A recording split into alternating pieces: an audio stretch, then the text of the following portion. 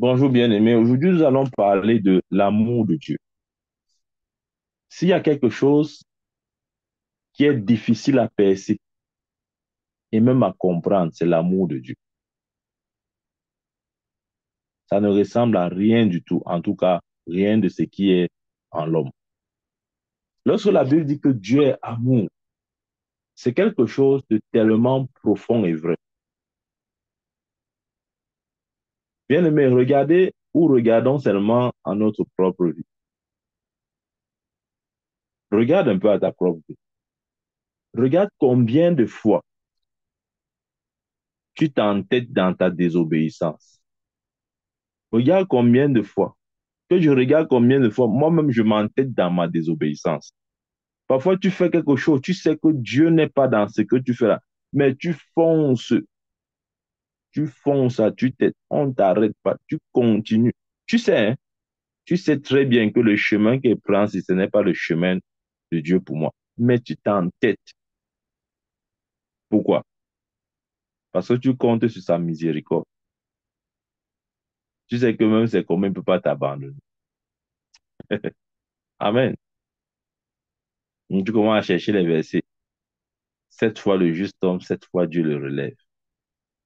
Bien aimé, c'est vrai, c'est une dimension de notre Dieu. Dieu amour. Si Dieu voulait nous traiter euh, de la manière où, disons, comme nous méritons, je vous assure que tout le monde aurait déjà perdu son salut. C'est vrai. Si Dieu voulait nous traiter selon nos œuvres, c'est que tout le monde aurait déjà perdu son salut. Dieu est amour. C'est-à-dire, Dieu a une considération pour nous qui est au-delà de notre propre personne, de nos œuvres, de nos actions, de ce que nous pouvons faire ou pas faire. Il nous aime d'un amour éternel, inconditionnel. Ça, c'est notre Dieu bien-aimé. S'il me permet, je ne sais même pas s'il va me permettre, mais si jamais, lorsque je serai avec lui, ou si vous voulez, parce que l'Église a appelé à quitter la terre, lorsque mon corps physique ne sera plus sur cette terre, et que j'aurai revêtu ce corps glorieux, et que mon esprit sera transporté vers notre demeure éternelle. Si Dieu me permet, je vais juste lui poser une question. Je n'ai pas deux questions. Il y a juste une question que je veux lui poser. Et la question que je vais lui poser, c'est pourquoi m'as-tu aimé? Je ne sais pas si tu vas me permettre de lui poser cette question-là. Et je ne sais même pas si s'il me répond à cette question, il veut même comprendre. Donc, je suis seulement en train de parler comme ça là. Parce que c'est quelque chose qui me dépasse moi-même. Bien aimé, c'est quelque chose qui me dépasse moi-même. Des fois, je reste comme ça, je dis, Seigneur, qu'est-ce que j'ai mérité pour avoir ton amour, pour avoir ton attention, pour avoir ton esprit, pour naître de nouveau, pour être scellé par ton Esprit Saint. Ouais, ce sont des choses que nous prenons souvent pour des acquis. Bien aimé, combien de personnes sont mortes à côté de toi, dans ta famille, dans tes relations? Combien sont morts combien sont morts sans connaître Christ? Combien sont morts sans connaître Christ, bien-aimé? Et tu sais comme moi, que si quelqu'un meurt sans avoir rencontré Christ, il ne peut pas être au paradis. Ou si vous voulez, il ne peut pas être au ciel. Amen. Seulement à cause de ça, je crois que si Dieu me permet, je vais lui dire, papa, j'ai une seule question. Je ne sais même pas si tu vas me répondre. Et si tu me réponds, je ne sais pas si je vais comprendre. Mais je pose quand même ma question. Pourquoi m'as-tu aimé? Bien aimé, vous pensez que ceux qui sont morts sans Christ étaient plus pécheurs que nous? Je ne pense pas. Vous pensez que ceux qui sont morts sans Christ, c'est parce que ils étaient trop opposants de l'évangile? Nous étions aussi bien aimés. Avant que tu ne viennes à Christ, rappelle-toi, tu ne croyais pas aux choses de Dieu, de l'Église, du Saint-Esprit, de la Bible. Tu combattais ces choses. Mais par la grâce de Dieu, tu es finalement devenu chrétien. Toi-même, tu ne sais pas comment tu as fait pour devenir chrétien. C'est la grâce de Dieu, bien-aimé. Ne dis pas que non, je suis devenu chrétien parce que j'aimais Dieu, j'aimais Jésus. Non. La Bible dit que quoi? Que personne ne peut venir au Père si le Père ne l'attire. Bien-aimé, personne ne peut venir. Même ton amour que tu as, ou que tu crois, ou que tu dis avoir eu avant de rencontrer le Seigneur, même cet amour, si jamais c'est vrai, si cet amour était dans ton cœur, ce n'est pas toi qui as placé cet amour. La Bible dit que personne ne peut venir au Père si le Père ne l'attire. Donc, ça veut dire que même le fait que ton cœur a commencé à pencher pour Dieu, bien aimé, c'est encore parce que Dieu a permis cela. Voilà pourquoi je vous dis honnêtement et simplement et humblement, moi, si j'ai une question à poser à Dieu, quand je serai face à face devant lui, c'est pourquoi m'as-tu aimé? C'est la seule question que je veux lui poser. Mais je sais que même s'il me répond, je ne veux même pas comprendre. Amen. Vous savez, souvent, il y a des questions comme ça qu'on se pose. Mais on sait que même si on te donne la réponse, tu ne vas toujours pas comprendre. Parce que la réponse au-delà de ton entendement. Bien aimé, regardez combien de personnes sont mortes. Jusqu'à ce jour, combien sont morts dans ta famille? Combien de frères tu as perdu? Combien de sœurs tu as perdu? Tes parents même, tes oncles, tes tantes, tes collègues de service, tes amis, tes amis d'enfance, et je ne sais qui d'autre. Regarde combien sont morts. Tu penses vraiment qu'ils étaient trop pécheurs? Bien aimé, s'il y a une chose, vraiment, voilà pourquoi l'apôtre Paul a dit, il y a trois choses qui demeurent. La foi, l'espérance et l'amour. Et le plus grand, c'est l'amour. Bien aimé, c'est quand tu comprends et connais ce que c'est que l'amour, tu comprends pourquoi Paul a dit le plus grand, c'est l'amour. Il n'y a rien au-dessus de l'amour. Absolument rien. Même la foi, là, la foi n'est pas supérieure à l'amour, bien aimé. Je dirais mieux, la foi opère par l'amour.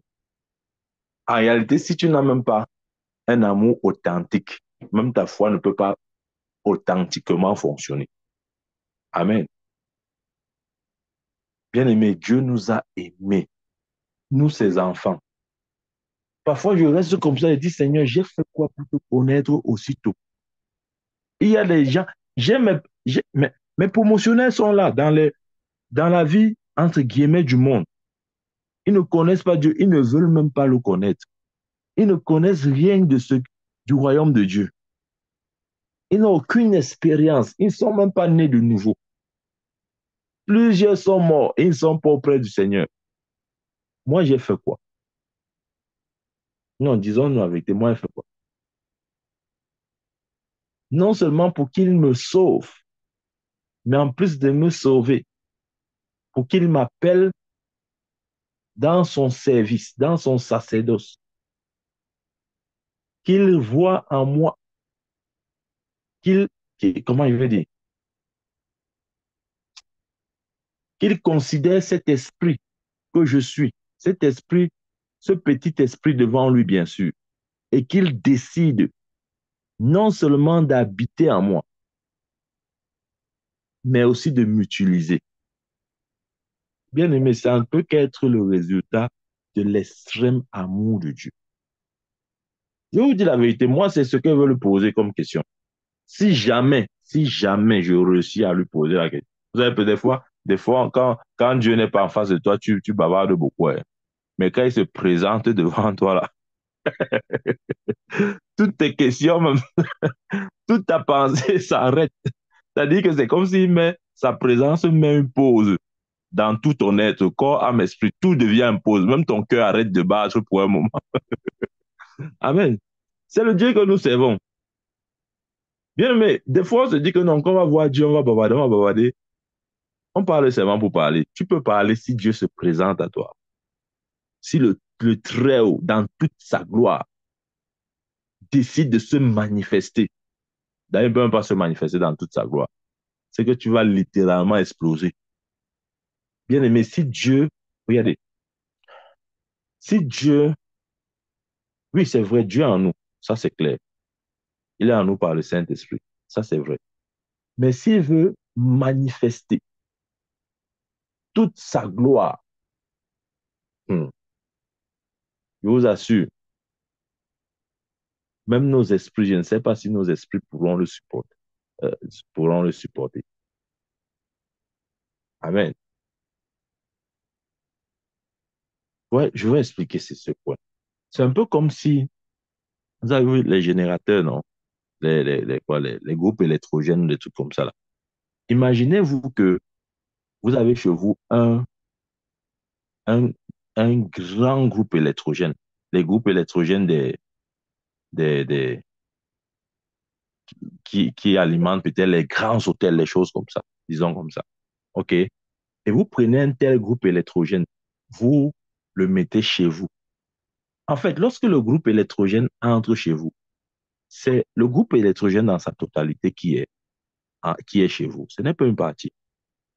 Mais le groupe électrogène, là, dépendamment de l'habitation, de l'habitat ou de la demande, OK, ce groupe électrogène va peut-être pomper, euh, je dis n'importe quoi, 110, 110 volts. Vous voyez? Ça ne veut pas dire que c'est le maximum de sa capacité, mais c'est juste que le groupe électrogène voit que, OK, non, si je pompe au maximum de ma capacité, peut-être la maison s'il va prendre feu. Vaudrait mieux pomper la quantité que la maison peut supporter. Amen. Qu'est-ce que je veux dire par là? Je veux dire que Dieu est en nous pleinement et totalement. Mais des fois, il évite de se manifester dans toute sa plénitude. Pourquoi?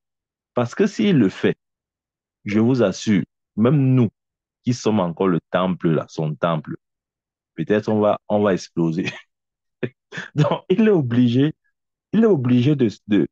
comment je vais dire ça, de fonctionner graduellement avec nous. Il est obligé de donner l'énergie graduellement au fur et à mesure que nous pouvons supporter. Parce que s'il veut pomper l'énergie au maximum, bien aimé, tu peux éclater. Je te dis la vérité. Donc, des fois, on est là comme ça, on se dit que non, quand on va voir Dieu, on aura beaucoup de questions. Ça, je parle seulement pour parler. Moi, je sais que si Dieu là se présente devant moi, en chair et en os, ouais, ce qu'il veut dire, c'est-à-dire que dans toute sa gloire, comme la Bible dit que les êtres, les 24 vieillards sont autour du trône, se prosternent et disent, Saint, Saint, Saint, l'Éternel des armées. Ils lèvent la tête vers le trône, ils regardent celui qui est assis sur le trône. Après, ils se prosternent encore et disent, Saint, Saint, Saint, l'Éternel des armées. Bien aimé, je veux te dire, quand tu le verras de la manière que les 24 êtres vivants le voient, tu ne pourras rien dire si ce n'est Saint, Saint, Saint, l'Éternel des armées. Je vous dis la vérité. Des fois, on se dit que non, non, non, on va parler, on aura à dire. Tu n'as rien à dire devant une telle, comment je vais dire ça? Un tel rayonnement, une telle gloire, une telle sainteté. Tu ne peux rien dire. Même ton français, là, ça va finir. Ouais, les gens qui parlent de Dieu à longueur de journée, là, comme c'était leur égal, là. Bien aimé, Dieu se présente devant toi. Même ton français, là, va finir. Tu ne sauras même plus dire bonjour. Littéralement. C'est-à-dire que sa présence va mettre en arrêt tout ton être. Au point où même ton cœur va arrêter de battre. Pas que tu es mort, hein. Non, tu n'es pas mort. Ton cœur arrête juste de battre, mais tu n'es pas mort. Amen. C'est ce qui se passe lorsque Dieu se présente dans toute sa gloire.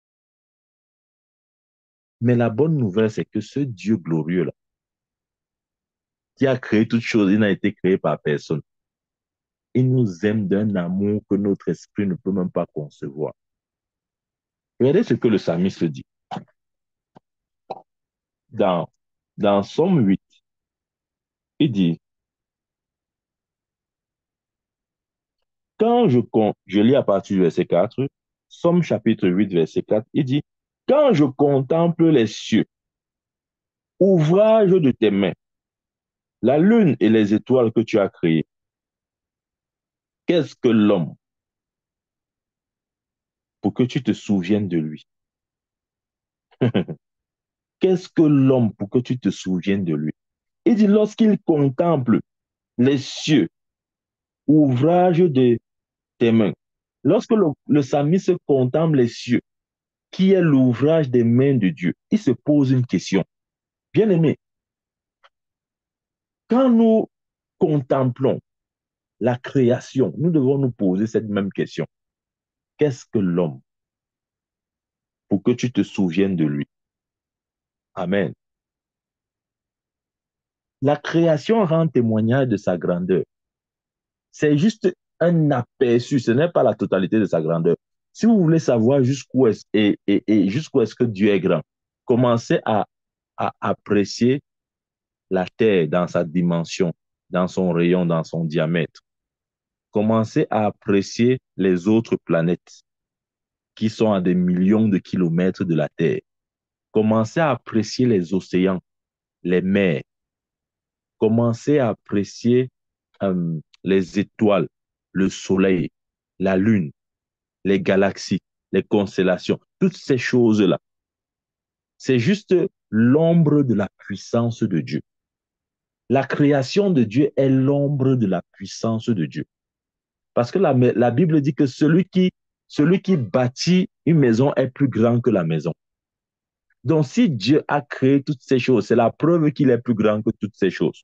Voilà pourquoi je dis que la création est l'ombre de la puissance de Dieu ou l'ombre de la grandeur de Dieu.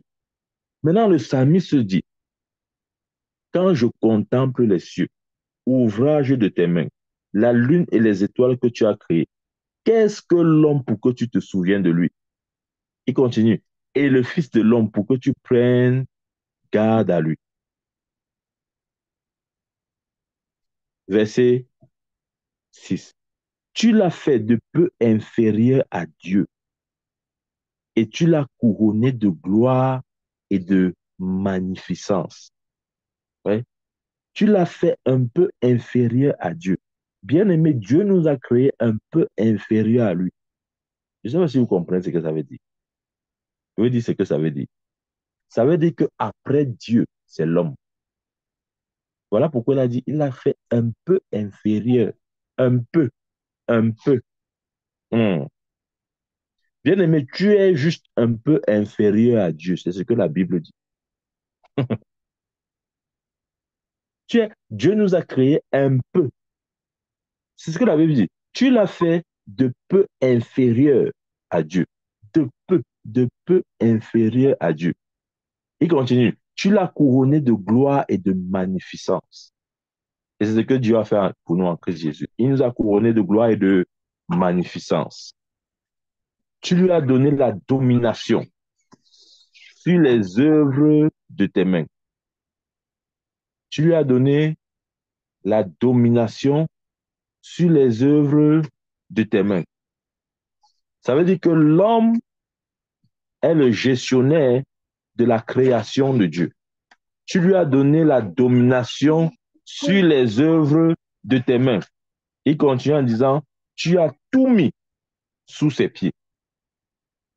Bien-aimé, la création entière est sous nos pieds. Tu as tout mis sous ses pieds. Amen. Quand tu comprends ça, tu vois que tu dois te poser cette même question que moi. Seigneur, pourquoi m'as-tu aimé?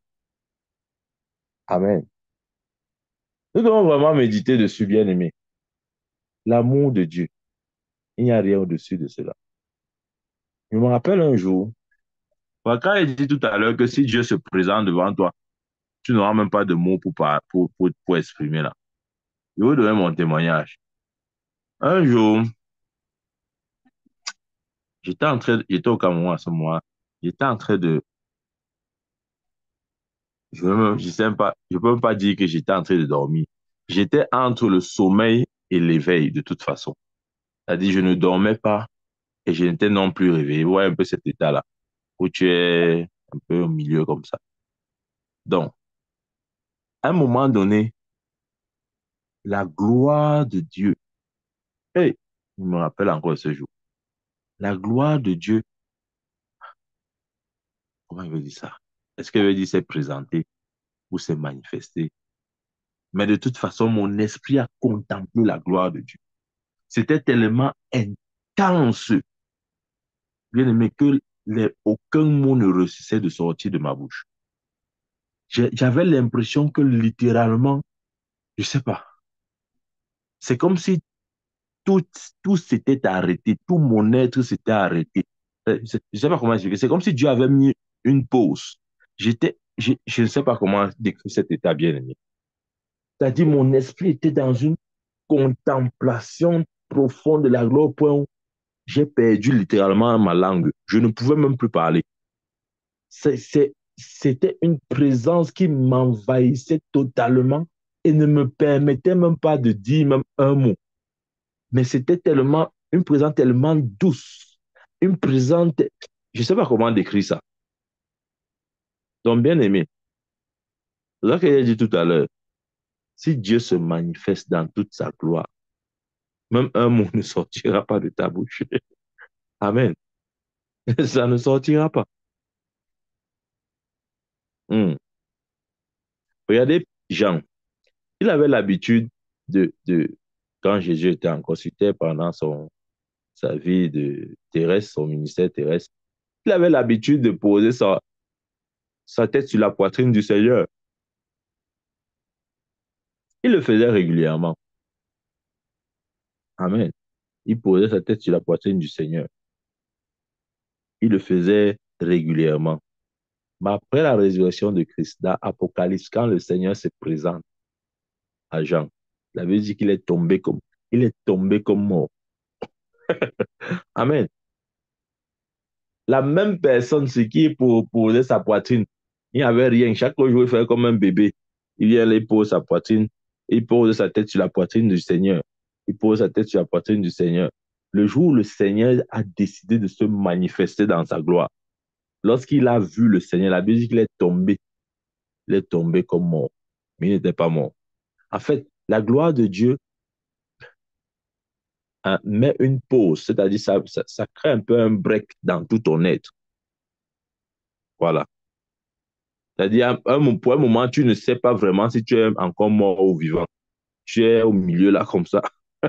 Mais tu es conscient, hein? Mais tu ne sais pas. C'est-à-dire, ça te paralyse. Ça te paralyse littéralement. Amen. De toute façon, ça reste une question pour moi. Même comme je sais que je ne pourrai jamais la poser au Seigneur, et que même s'il me répond, je vais pas comprendre. Moi, j'ai toujours envie de savoir pourquoi est-ce qu'il m'a aimé. Plusieurs ne le connaissent pas. Vivent une vie éloignée de Dieu. Vivent une vie qui, qui, qui est une vie qui, bien évidemment, il les conduira en enfer. Mais moi, je le connais. Qu'est-ce que j'ai fait pour le connaître? Rien du tout. Si ce n'est l'amour de Dieu. La Bible dit, tu l'as fait de peu inférieur à Dieu. Amen. Tu l'as couronné de gloire et de magnificence. Amen. Bien-aimé, Dieu aime l'homme. Voilà pourquoi Satan nous déteste. Parce que Satan sait exactement l'amour que Dieu a pour l'homme. Et il sait que il n'a jamais eu cet amour. Encore pire, maintenant qu'il est déchu, il ne l'aura jamais pour l'éternité. Amen. C'est nous qui ne connaissons pas cet amour-là. Satan sait très bien cet amour. Il sait que c'est un amour qu'il a adressé uniquement à l'homme, même pas aux anges. Bien aimé, Dieu n'aime pas un ange plus que toi. Il n'y a aucun ange au ciel que Dieu aime plus que toi. Il n'existe aucun comme ça. Tu vas être choqué. L'archange Michael, qui est un archange de guerre, Dieu, dans Daniel, il intervient, Apocalypse, il intervient. Est-ce que tu sais que Dieu t'aime plus qu'il aime l'archange Michael? Pourtant, il est à son service depuis le jour où il a été créé et pour l'éternité. Mais si Dieu doit choisir entre l'archange Michael et toi, c'est toi qui vas choisir. Peut-être tu ne sais pas ça. Est-ce que tu sais que Dieu t'aime plus qu'il aime Dieu t'aime plus qu'il aime Gabriel. Même si Gabriel est l'ange messager, celui-là qui a dit à Marie, oh, une grâce t'a été donnée, hein, le Messie sortira de tes entrailles et tout ça. Bien aimé, si Dieu doit choisir entre l'archange Gabriel et toi, tu seras surpris de savoir que c'est toi qui choisiras. Amen. Peut-être tu ne sais pas ça. La Bible dit que quoi? Il a été créé de peu inférieur à Dieu. Ça veut dire que Dieu, dans toute sa création, a élevé l'homme au-dessus de toute sa création. Il n'y a aucun chérubin, il n'y a aucun ange, aucun archange, aucun séraphin, aucun être céleste qui a une place élevée au-dessus de la mienne devant Dieu. Aucun d'eux. Croyez-moi. Voilà pourquoi j'ai dit l'amour de Dieu, c'est quelque chose d'étrange.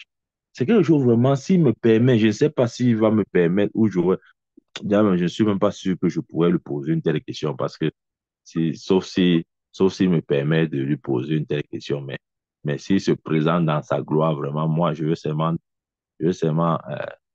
faire comme l'apôtre Jean, je veux tomber comme mort, tomber, je veux seulement tomber là. Je veux le coup qu'il fasse comment? Vous croyez que c'est facile de rester dans une telle gloire? C'est pas facile, hein? Quand tu n'as pas encore expérimenté, tu crois que c'est facile. Si Dieu se présente, tu ne peux pas rester debout. Si tu restes debout, c'est qu'il a voulu que tu restes debout. Crois-moi, mon frère. Crois-moi, ma soeur. Si Dieu se présente dans toute sa gloire, si tu restes debout, c'est parce qu'il veut que tu restes debout. Amen. Quand il dit qu'il veut que tu restes debout, ça veut dire qu'il t'a accordé la grâce de rester debout. Parce que s'il se présente dans toute sa gloire, sans te donner la grâce de rester debout, tu vas tomber comme raide de mort. Voilà. C'est tout ce qu'il faut comprendre. Ça, c'est l'amour de Dieu, bien aimé. C'est l'amour de Dieu. Et le psalmiste est arrivé à cette conclusion. Dieu aime l'homme. Amen. Moi, je suis particulièrement impressionné par l'amour de Dieu pour l'homme. Je vous dis la vérité, c'est quelque chose qui m'impressionne particulièrement. Amen. Ce qui m'impressionne encore, c'est que ce grand Dieu, créateur du ciel et de la terre, a décidé de ne pas, ou comment il veut dire ça? Il ne s'est pas seulement contenté de visiter l'homme, mais il a décidé de faire de l'homme sa demeure. Voilà encore un deuxième point qui me dépasse. Comment est-ce que et pourquoi est-ce que ce grand Dieu, Amen, ce, ce grand monarque de l'univers décide pas de me visiter, mais de faire de moi sa demeure. Une des différences, ou disons, euh, euh, une différence fondamentale qu'il y a entre Adam et moi, c'est que Dieu visitait Adam chaque soir. Dieu ne me visite pas, il habite en moi. Amen. Je suis sa demeure. Il ne me visite pas. Vous savez, il y a des chrétiens qui sont là en train de dire, oh Seigneur, visite-moi, visite-moi. Ça, c'est la religion. Il te visite comment? Quand tu dis que Dieu visite-moi, ça veut dire que tu reconnais qu'il n'est pas en toi. Et s'il n'est pas en toi, il faudrait choisir qui manque. C'est Dieu qui manque ou c'est toi qui manque. Parce que 1 Corinthiens 6, 19 dit quoi? Ne savez-vous pas que vous êtes le temple du Saint-Esprit? Donc, vous voyez que des fois, dans notre compréhension humaine, nous sommes tellement éloignés de la vérité. Au point où des fois, on oublie que Dieu habite en nous. Voilà pourquoi on lui demande de nous visiter. Oh Seigneur, visite-moi. Visite-moi. Comme tu as visité Adam, visite-moi. Bien-aimé, il ne te visite pas. Il demeure en toi. Amen. Ça, c'est encore une réalité étonnante.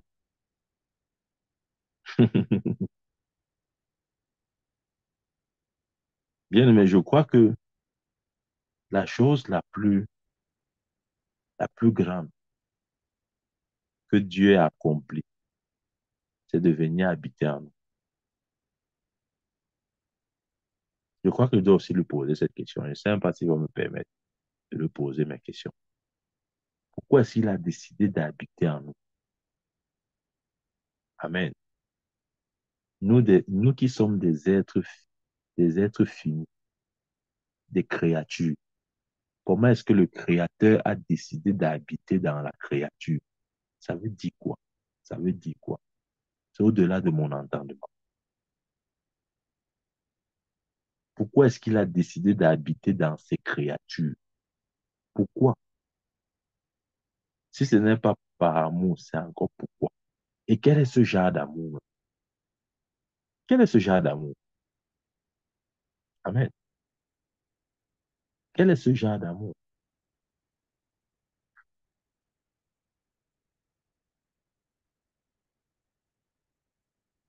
Bien aimé. Honnêtement, lorsque j'en parle, je suis dépassé. Amen. Paul, lorsqu'il parle dans Colossiens 1, verset 27, à qui Dieu a voulu faire connaître quelle est la glorieuse richesse de ce mystère parmi les païens, savoir Christ en vous, l'espérance de la gloire. Le mystère caché depuis les âges, mais révélé maintenant. Le plan que Dieu avait depuis la fondation du monde et qui s'est pleinement accompli en Christ Jésus, c'est quoi? C'est de faire de nous son tabernacle. Christ en vous, l'espérance de la gloire. Hum. Bien-aimé, je dois avouer que devant une telle vérité, je ne peux que me prosterner à adorer Dieu.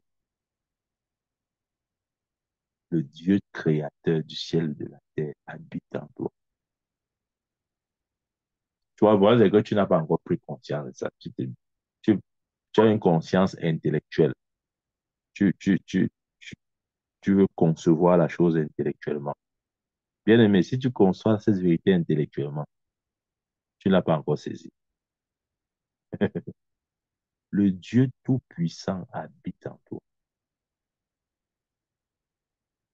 Je vais t'aider pour, je vais t'aider à comprendre cette vérité. Imagine un peu, prenons l'exemple, un organe comme le cœur. Depuis que tu es né, tu n'as jamais vu ton cœur, je suppose. Voilà. Depuis que tu es né, tu n'as jamais vu ton cœur. Ça ne veut pas dire que ton cœur n'existe pas, mais ton cœur est dans ton corps et tu portes ton cœur depuis que tu as été conçu dans le sein de ta mère. Et ton cœur euh, n'espère pas ou ne se voit pas vivre hors de toi. Bien aimé, je prends l'exemple du cœur pour nous essayer de nous communiquer cette vérité. De la même manière que ton cœur est dans ton corps, c'est comme ça que Dieu est en toi. Bien aimé, tu portes Dieu. Amen. Tu es la maison de Dieu. Dieu habite dans ton esprit. Tu portes Dieu.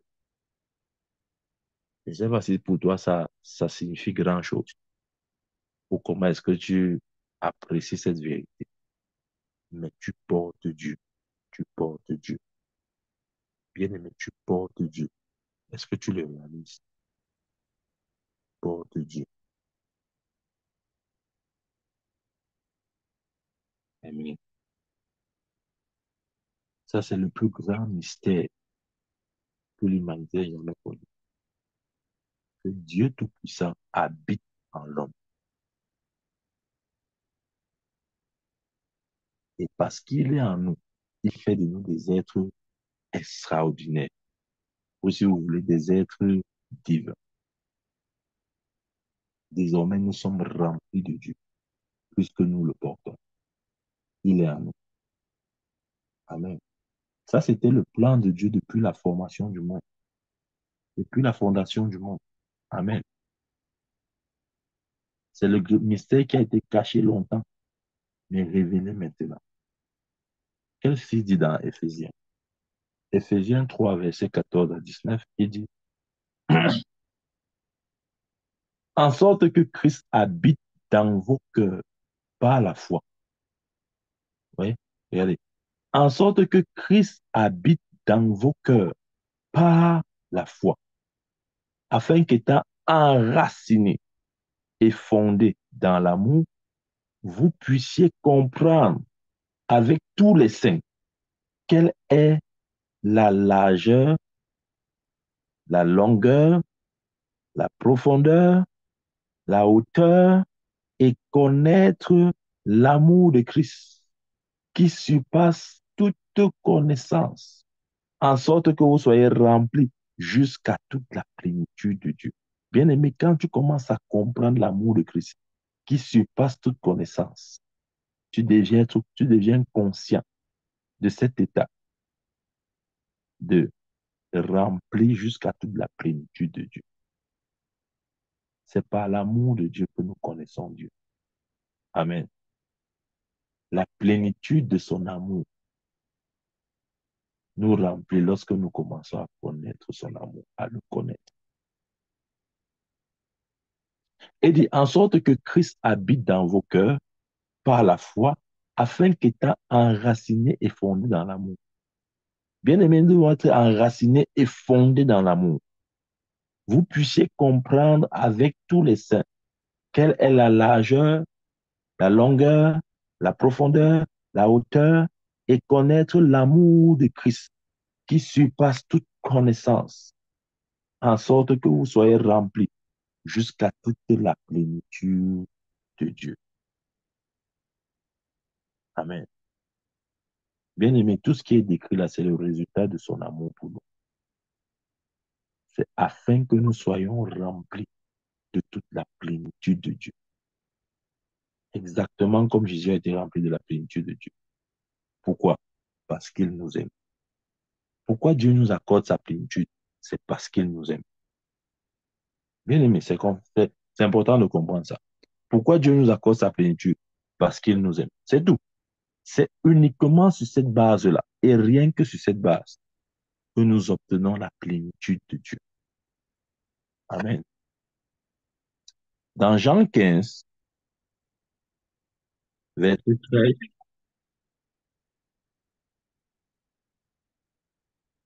dans Jean 15, verset 13, il dit là-bas, il n'y a pas de plus grand amour que de donner sa vie pour ses amis. Il n'y a pas de plus grand amour que de donner sa vie pour ses amis. Maintenant, je vais vous dire, Paul a dit dans 1 Corinthiens 13 là-bas, qu'il y a trois choses qui demeurent. La foi, l'amour et l'espérance. Et la plus grande, c'est quoi? C'est l'amour. Et ici, il dit, il n'y a pas de plus grand amour que de donner sa vie pour ses amis. Bien aimé, je te dis, le summum de l'amour, c'est le sacrifice. Il n'y a pas de plus grand amour que de donner sa vie pour ses amis. Jésus a donné sa vie pour nous, nous ses amis. Amen. C'est ce qu'il a fait. Donc, l'amour de Dieu à la hauteur de la vie même de Dieu. Parce qu'il a donné Christ pour nous. Amen. Dans Jean 17, verset 23, il dit ça. Il dit là-bas,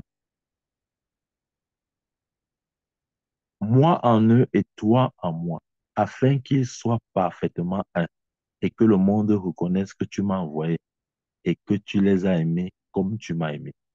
Et que tu les as aimés comme tu m'as aimé. Regardez, tu es.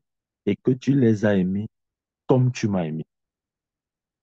Je vais te dire, le Père, comment il va dire ça? L'amour que le Père a pour le Fils est le même amour qu'il a pour toi. Je vais te dire ce que j'essaye de te dire. En d'autres termes, si on te place là et on place Jésus et on demande au Père de choisir, il ne pourra pas choisir parce qu'il n'a pas de préférence à ce moment. Pourquoi? Parce que c'est le même amour que le Père a pour le Fils qu'il a pour nous. Écoute, écoute bien ce que je suis en train de dire. Je répète ma phrase aussi.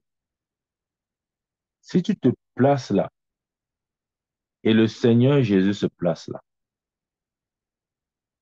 Dieu ne peut pas choisir entre vous deux. Il ne peut pas. Parce que c'est le même amour. Il ne va pas dire non, je choisis mon fils. Toi là, tu ne me sers à rien. Non, il ne peut pas faire le choix là. Jésus a dit quoi? Écoutez, c'est ce que ça veut dire. C'est ce que le verset signifie. Verset 23. Et que le monde, et que le monde connaisse que tu m'as envoyé et que tu les as aimés comme tu m'as aimé, comme, comparatif. Voilà. Comme tu m'as, c'est-à-dire de la même manière, du même amour, du même degré ou dose d'amour. C'est pourquoi j'ai dit que Dieu ne peut pas choisir entre toi et Jésus.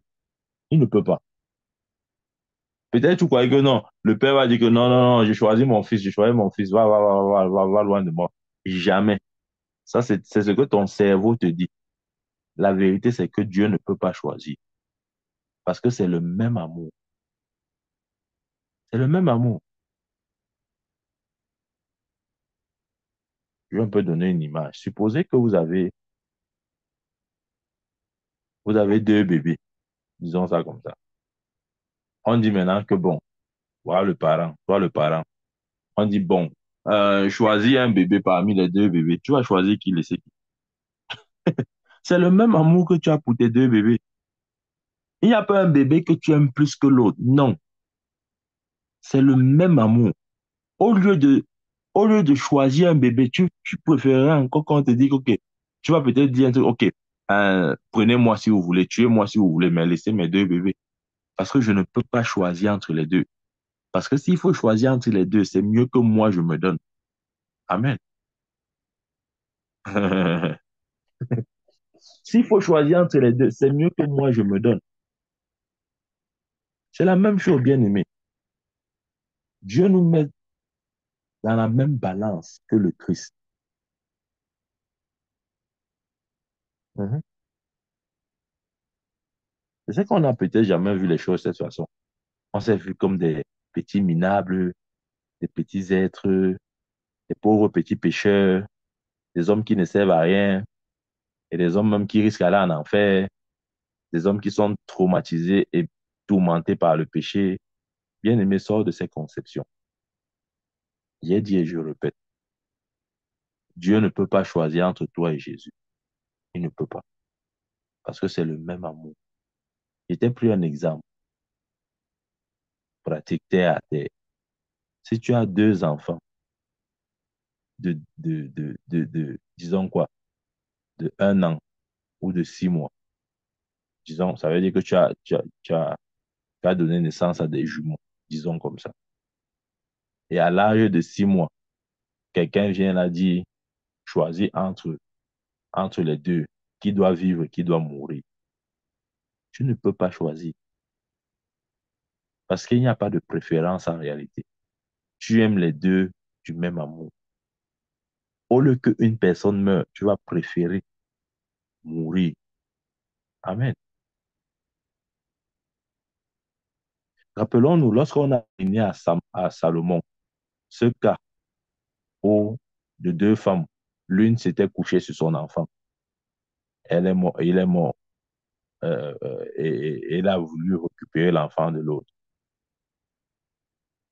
Quand Salomon, dans sa sagesse, a dit, bon, apportez-moi une épée, je vais diviser l'enfant en deux, et puis vous allez vous partager, tu prends la tête, l'autre prend les pieds.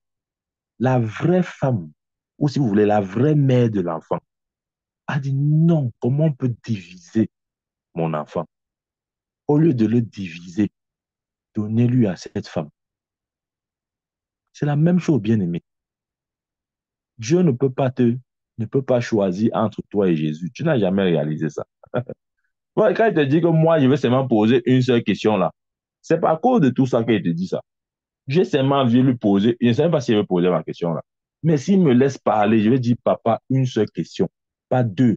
Si tu me réponds à ça et que je comprends ce que j'ai tout compris, Ce que j'ai tout compris dans ma vie. Oui, c'est ça. Il y a des questions comme ça. Dès que tu comprends une question, si tu as bien compris le sens de la question, c'est que tu as tout compris. Je vais moi dire ça à Dieu, s'il me permet. Parce qu'il y a des choses qui arrivent dans ma vie. Je me demande qui est-ce que je suis pour que de telles choses arrivent. Je suis même qui? Je suis même qui pour que Dieu prenne garde? Amen. Je suis qui? Je suis qui, Seigneur? Je suis qui? Dis-moi qui je suis. Peut-être je suis quelqu'un que moi, je ne me connais pas. Mais c'est son amour, bien.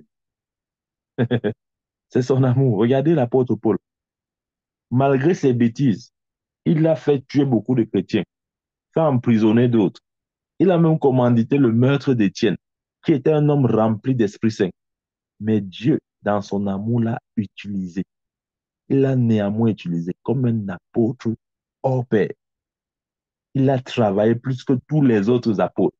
Quel était son background? Assassin. Voilà.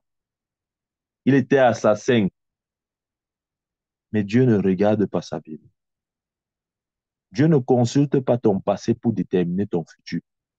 Quel que soit ce que tu étais dans ton passé n'est pas plus important que ton futur.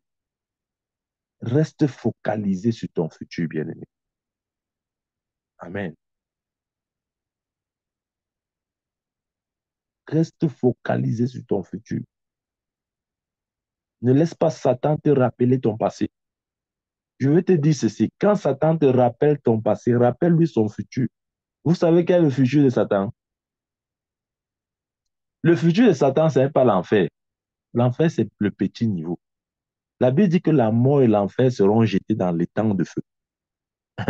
Les gens croient que l'enfer, c'est pas le dernier niveau, hein. L'enfer, c'est juste les, les préliminaires. Amen. Le dernier niveau, c'est les temps de feu. On dit que l'enfer sera jeté dans les temps de feu. Vous ne comprenez pas? Ça veut dire que c'est encore un autre niveau là-bas. Donc, quand Satan est là à te rappeler ton passé, à te dire comment, oh, hein, tu dis que tu es chrétien, qu'est-ce que tu fais dans ton passé?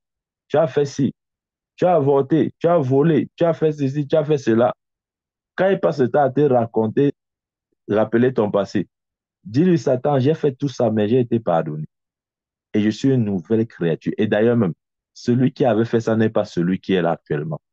Mais toi, ton avenir, c'est dans les temps de feu. Ce n'est même plus en enfer. Ta part, c'est seulement les temps de feu. Les temps de feu et de souffle. Ça veut dire que Dieu va jeter l'enfer dedans. Donc, ça veut dire que c'est encore un truc beaucoup plus, comment on dit ça?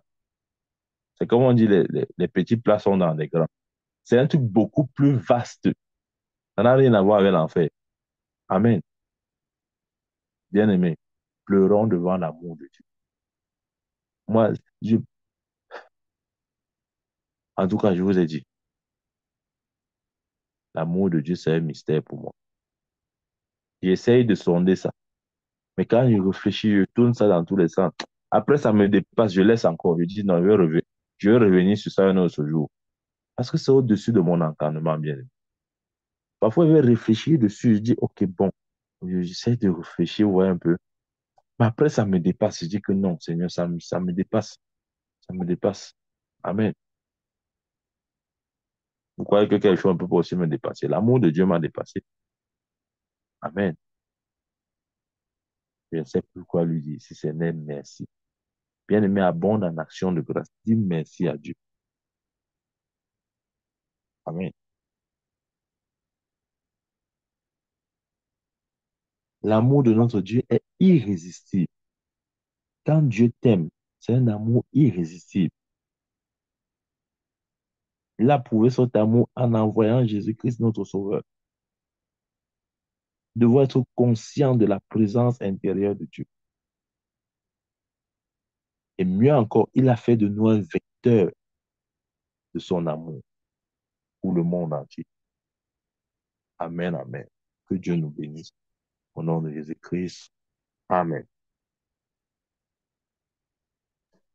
Amen.